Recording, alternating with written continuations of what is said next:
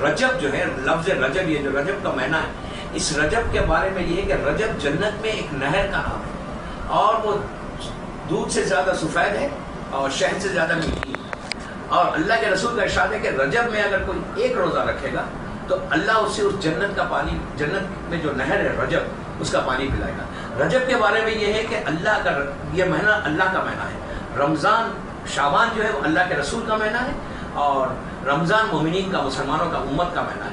तो ये महीना अल्लाह का महीना है। अल्लाह के घर में उसका वो बंदा, महबूब तरीन बंदा दुनिया में आया।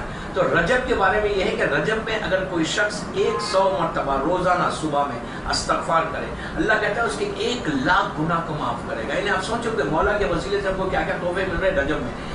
100 मरतबा इस्तग़फ़ार सुबह, 100 मरतबा शाम में। और ये कहा कि जुमे के दिन 1000 मरतबा अगर कोई ला इलाहा इल्लल्लाह कहे, सिर्फ ला इलाहा इल्लल्लाह कहे रजब के महीने में, 4 जुमे आएंगे, 4 जुमे में अगर 1000 मरतबा, 1000 10 मिनट 15 मिनट में हो जाएंगे सिर्फ अगर ला इलाहा इल्लल्लाह कोई इंसान कहता है रजब में। तो अल्लाह मासूम कहते हैं, मौला अली का जुमला है कि अगर कोई 1000 मरतबा रजब के महीने में ला इलाहा इल्लल्लाह कहे जुमे के दिन, तो अल्लाह उस पर जन्नत लाजिम कर देगा, जहन्नम की आग उसके लिए ख़त्म कर देगा। यानी इतनी रहमत रजब के महीने में नाजिल हो रही। लेकिन अब हमारा ये फ़र्ज़ है कि इस महीने में जब रहमत आ रही है तो उस रहमत को ले।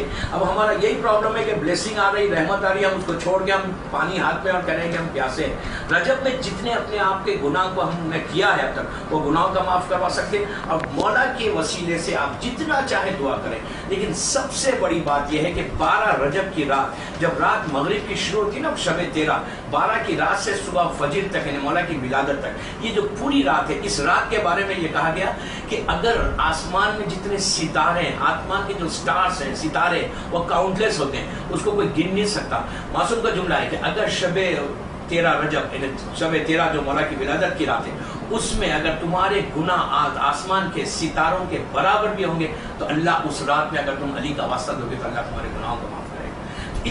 इतनी बड़ी फजीलत शब 13 की है कि रात में क्या करना है, सिर्फ इस्तग़फ़ार करना है। रात में बैठ के गॉसिप करना नहीं है। उस रात में जब हम एक दूसरे से मिले, बात करें, तो हम ये बात करें कि मौला के बारे में बात करें, या इस्तग़फ़ार करें, या सलवात पढ़ें, या मौला के फज़ाइल सुने।